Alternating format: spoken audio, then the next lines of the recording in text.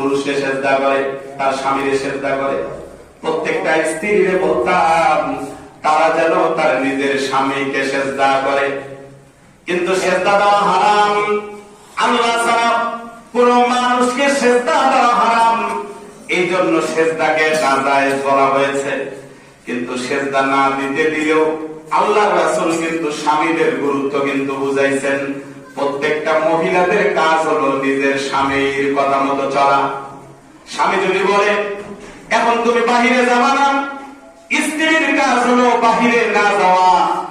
স্বামী যদি বলে আজকে তুমি নফল রোজাটা রাখবা না, তখন স্ত্রীর কাজ হলো নফল রোজা না রাখা। যদি স্বামী বলে এই মুহূর্তে তুমি অন্য কারো বাড়িতে যাবা না, যতই ভালো কাজে যাও আমি তোমারে নিষেধ করেছি। পয়গম্বর বলেন স্বামী যদি তোমারে ন্যায্য কোনো দাবি